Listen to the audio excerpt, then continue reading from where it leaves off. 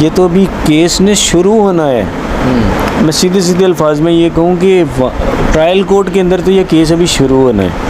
यार देखिए, case trial court के अंदर है। मेरे पास कोर्ट्स का ऑप्शन तो ख़त्म ही नहीं हुआ। अगर जो केस जो ख़त्म हुआ, जो लीगल एक्सपर्ट्स हैं वो इस चीज़ को ज़्यादा बेटर जानते हैं कि वो एक किडनैपिंग की पिटीशन थी, जो कि चूँकि बच्ची प्रोड्यूस होगी तो वो पिटीशन खारिज होगी। इसी तरह दूसरे पर लाहौर में जो पिटीशन थी वो उसकी माँ की तरफ से जो थी वो हरासमेंट की थी।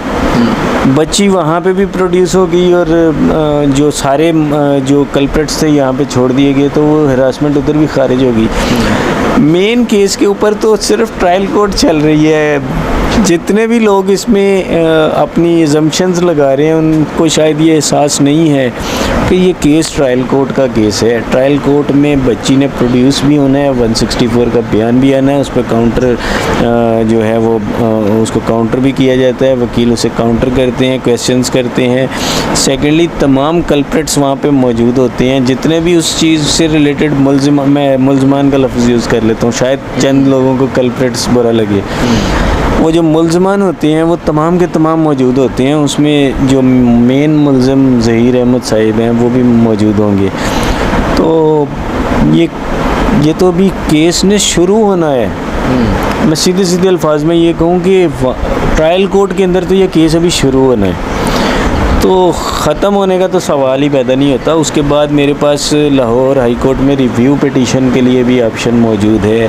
अगर हम उसे रिव्यू में जाते हैं या अगर हम उसमें कोई नई पिटीशन लगाना चाहते हैं, हम लाहौर हाई कोर्ट में जा सकते हैं। सबसे बढ़कर ये कि हमने सुप्रीम कोर्ट जिसका ऑप्शन देखा है वो ऑप्शन भी मौजूद है। एक बहुत बड़ा इंकशाफ भी किया गया सर। ये बताया गया है कि ज़हीर का रिश्ता पहले आया था, बच्ची ने आपको बताया है कि मैं इससे शादी करना चाहती हूँ, लेकिन सर आपने फिर मारना शुरू कर दिया बच्ची को। ये क्या मामला है? यार 14 साल की बच्ची कैसे अपने घर में रिश्ता मतलब एक चीज़ सोचिए,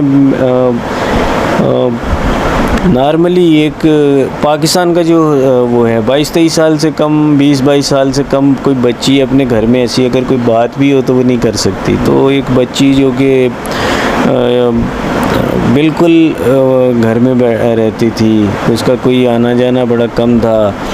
अगर वो आती जाती थी तो हम उसे खुद लेकर जाते थे। कोई गैर लोगों के साथ उसका मिलना जुलना नहीं था। तो ये एक फेक स्टोरी क्रिएट की गई और फिर ये बोला गया कि वो आए थे या आना था और मना कर दिया गया। ये भी गलत बात है। बच्ची ने कभी ऐसा तज़किरा में हल्फिया बयान दे सकता हूँ कुरान के ऊपर हाथ रख के कि ये बिल्कुल गलत और बेबुनियाद इल्ज़ामात हैं और इनका कोई हकीकत से ताल्लुक़ नहीं है। हम होप करते हैं कि कोर्ट जो है अब वो जहाँ ये केसेस हैं, जैसे ट्रायल कोर्ट हो गए या इसके अलावा हम जहाँ भी जाएंगे, तो इस चीज़ को चूँकि ये एक माशरे में बड़ा गलत मैसेज गया है, तो इस चीज़ को मद्देनज़र रखते हुए इसे देखा जाए।